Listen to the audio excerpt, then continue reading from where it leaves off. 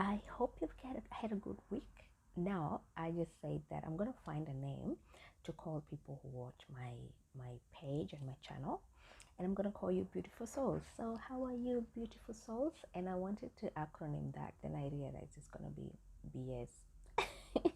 And then obviously that's taken, and it's not even a nice name to call people.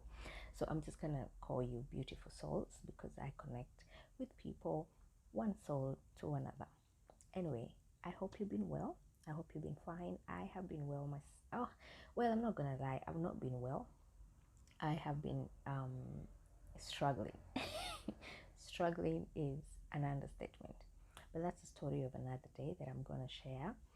Today, I just sat down and I thought, I like to think about the topics I want to share, but sometimes they just come impromptu, and I feel like it's good if I can just, you know, from the blues, just come up with a topic, because then I feel like it flows nicely when I'm sharing it. So today, the story that I did last week is sort of somehow linked to the story that I'll do today. So the story that I'm going to do today is a story about how I got my second job.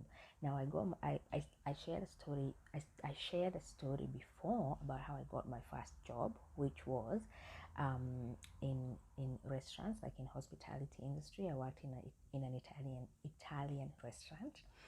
My second job was actually in a supermarket.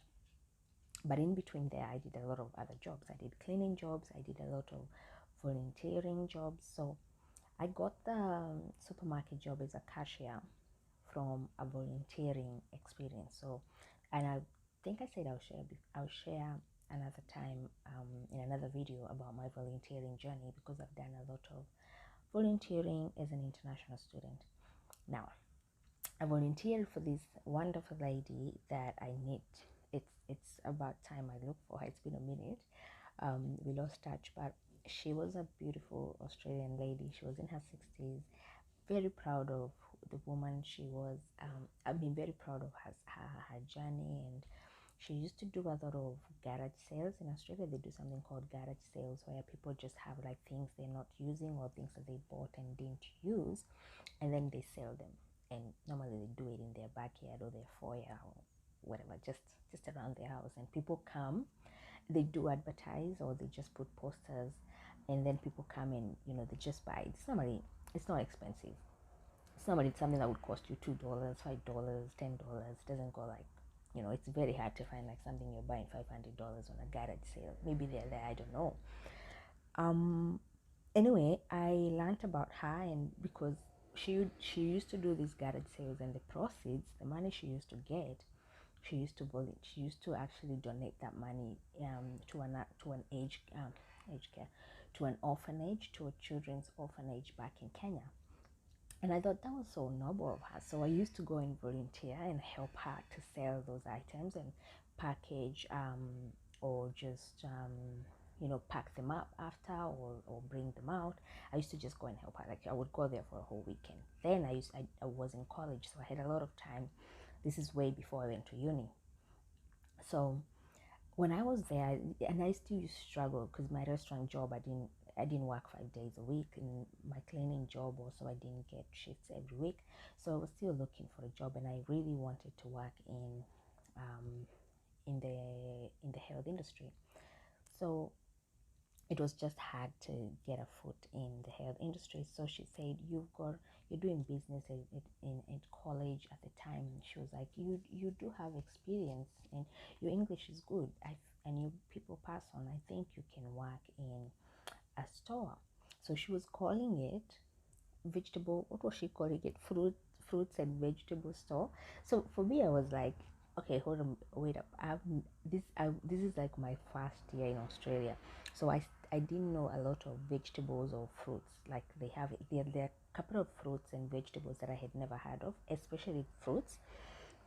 Fruits like mangosteen or lychee or kiwi or dragon fruits, or there's another one, persimmons. I just had never heard of these fruits. So I was a bit nervous, and every time she told me, oh, I think you can sell in the fruit and veggie store, I just used to say, no, that's okay, maybe another time. But I never thought she meant a supermarket, because if I knew that it was like a supermarket, then I would know, okay, I might know the fruits. I might not know the fruits, but I might know the other things. So I would have been probably okay. Anyway, a whole 6 months she kept telling me I am my she kept telling me my nephew owns fruit and veggie store. I could ask him if you can apply for a job there, and maybe, you never know, you might get it. So one day I just gave in and I said, okay, yeah, that's fine. Just talk to him about it. So she did talk to the nephew, and the nephew called me, and the nephew spoke to the manager of that store, and I got called for an interview. So obviously I had to go for an interview and put my resume together, uh, uploaded it, and then I went for the interview. So the interesting thing is I had already done my certificate for nursing, and at the time I was having trouble finding a nursing job. So I remember this manager looking at my resume, and then he said, oh, you've worked in health industry, like you help people.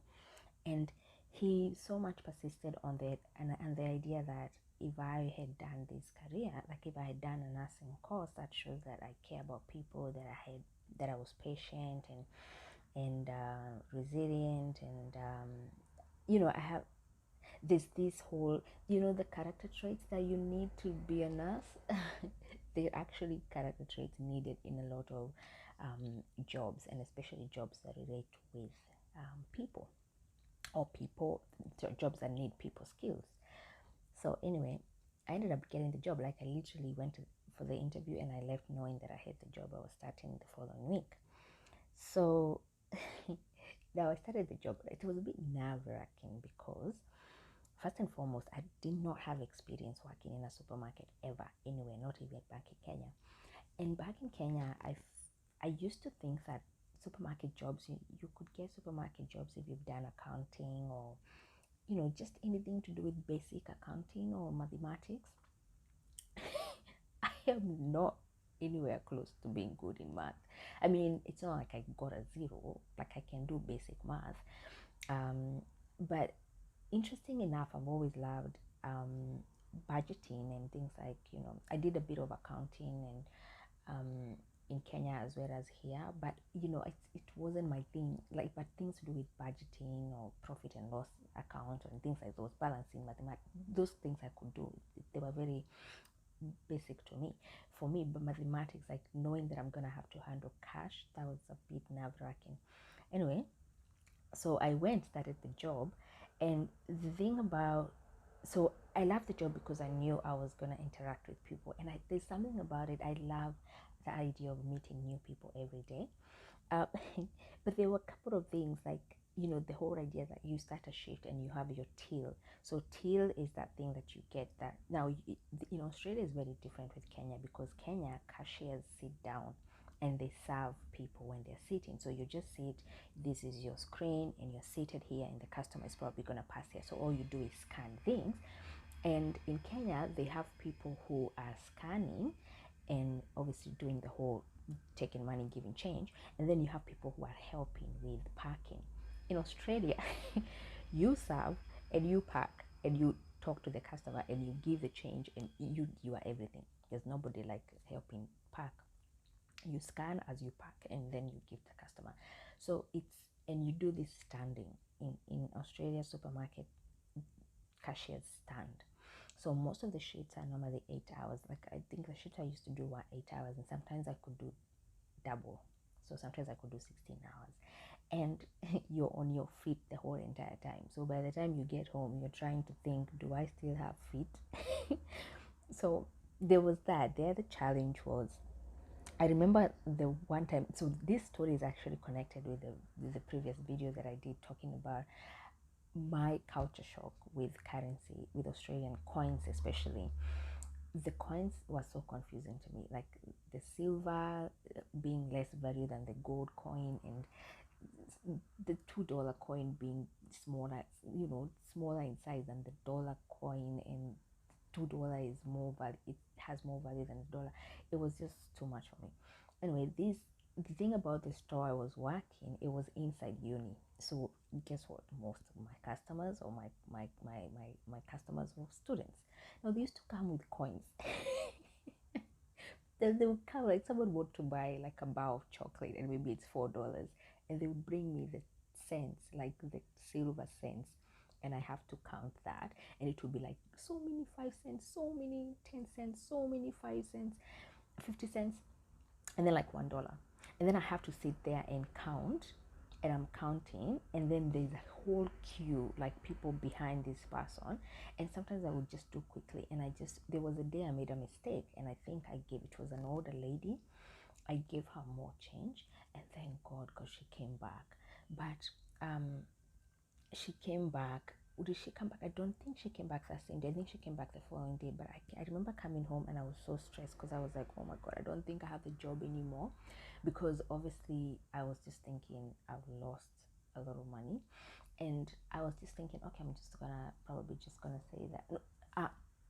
I think she came before the shift ended because I remember the manager just, talking to me and telling me just relax. Sometimes, you have to remain focused and, don't worry even if people are in a queue. Just take your time to count the coins and things like that. And it's like, you go home thinking you don't want the business to lose money because of you not being attentive or not focusing on giving too much change, but you also don't want to not give the right change back. So the till at the end of the day has to balance the money you started with. You have to end with that, and then it has to have, now you are able, your screen will sort of, it will sort of tell you the profit you've made for the day, but you have to balance off, and the money you started off, you can't have less or more. The problem with having more, sometimes I would end up with more because a lot of guys used to tell me keep change. So I'm like, I never wanted people to tell me keep change, because then I would feel like at the end of the day I'll have more, and it will be like I don't remember whether I have more because I didn't give the right change or because someone told me keep change. Anyway, so there were other challenges, like there were other interesting parts. I'm going to look at some of the notes that I wrote. People would come and they're having a bad day, so you tell someone, hi, how is it going? They look at you like, can you just sum me and give me my stuff, and I don't have time for this. It would be like, oh, okay, but I used to just be like, okay, I think they're having a bad day. But then you would have someone come and they want to tell you, they just start telling you everything about, like in 5 seconds they told you their entire life story. Then you have other people who want to know everything about you within that 5 seconds, because obviously there's a huge queue. I don't have time for stories, but it was so interesting. They want to talk about my hair. Oh, where are you from? Are you African American? Are you African? They want to ask all this. It's intriguing. I was the only African woman in that store. I was the only African woman in that store, and we used to have a lot of international students who used to come through, and I made a couple of friends, actually, a couple of friends from Nigeria, who are studying in that particular university. But I was the only one who was an attendant, so sometimes they used to be excited when they used to come and say, "Ah, okay, well, I see you there." But yeah, it was just sometimes you would have people who come in and they're having a bad day or they're grumpy and they just let it out on you, and you're like, oh God, okay. And then you would have these people who are so bubbly, they come and they're so happy, you serve them, they leave you a compliment, or it was just, ups and down, ups and down. I do remember this particular story where a woman came in and she just didn't want me to serve her, so she literally held up the queue because she was waiting for another person to come, and I was alone. Everybody else was on the floor, and she just stood there and she didn't want to come to me. And do I know why she didn't want to come to me? She was an older woman, so maybe she didn't want to be served by a black person. I don't know, but she stood there. And sometimes what I love about students, like, they just don't care. They literally went past her and they all started like literally going around her and coming to me, and I just finished serving, and my manager came, and I told my manager, do you want to serve her? Because she doesn't want to come to my till. And my manager stood and told her, sorry ma'am, if you don't want to be served by the lady on the counter, I'm sorry, but you have to leave. And I think that was really noble of him to do that, because I think he taught her a lesson at that point. But those are some of the things you can face. But I thought I'd share some of the skills that I think you could learn, or maybe that you need if you're going to do a supermarket or cashier job or like, customer service kind of job. Obviously, interpersonal skills, people skills are very important. Just communication, basic math skills. Obviously, the little balancing the accounts, anger management skills are really required because you never know how the day will end or how the day will start. Just conflict resolution, a lot of patience, a lot of resilience. Just be well presented. Time management is very, very important because time just goes like that. Um, and multitasking skills sometimes, because you have to look at the store, look at what's happening, as well as focus and give attention to that customer that you're serving. Um, yeah, I thought I'd share that. I think it's quite interesting. It just that I thought about the funny conversations that I used to have with some of the customers, and how some of them would buy things and ask me, "Have you tried this?" And one lady gave me wasabi. I don't know whether you know what wasabi is. It's like some spicy kind of thing. Wait, I don't even know I don't know what to call it, but I remember tasting it and I just felt like my mouth was burning. And I told her, "Thank you for trying to kill me." Some of the experiences that I encountered working as a cashier in Australia. So I thought I'd share that with you guys, and give me feedback on whether you've ever worked as a cashier in a supermarket and how your experience was here in Australia, or whichever country you're at.